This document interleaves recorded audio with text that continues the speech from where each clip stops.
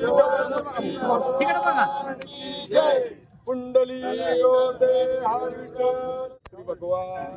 दरवर्षी आपण आपल्या संपूर्ण बार्शीकरांचं ग्रामदैवत आणि जगाच्या पाठीवरती विष्णूचं जे मूळ स्थान आहे त्या बार्शी तालुक्यामध्ये भगवन महोत्सव साजरा करत असताना 2026 हा भगवन महोत्सव आपण साजरा करतोय.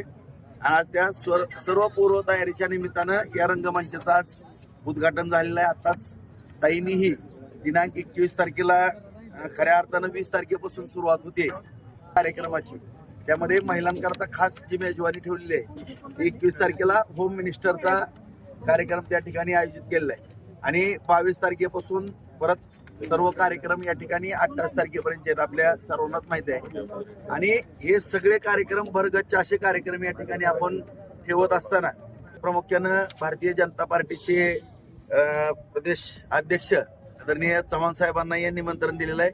आदरणीय बावनकुळे साहेब महसूल मंत्री यांना निमंत्रण दिलेलं आहे. छत्रपती शिवेंद्रराजे भोसले यांनाही निमंत्रण दिलेलं आहे. पालकमंत्री जयभाऊ गोरे साहेब यांनाही निमंत्रण दिलेलं आहे. चंद्रकांत दादांना निमंत्रण दिलेलं आहे. आणि खास करून महाराष्ट्र राज्याचे मुख्यमंत्री आदरणीय देवेंद्र फडणवीस साहेब यांनाही आग्रहाचं निमंत्रण दिलेलं आहे. आणि सहकुटुंब सहपरिवार त्यांनी 28 तारखेची महापूजा आदरणीय देवेंद्र फडणवीस साहेबांनी आणि ताईंनी करावी अशा पद्धतीचा मी आग्रह धरलेला आहे. बघू भगवंताच्या आशीर्वादानं जर या आले तर नक्कीच या परिसराला आणखीनही, कारण शेवटी या भक्तिमय वातावरणाला किंवा संतांच्या प्रत्येक गोष्टीला किंवा संप्रदायाला एक राजशक्ती ही थोडी असणं गरजेचं असतंय. त्यामुळं पुढच्या काही गोष्टी चांगल्या या ठिकाणी घडतात.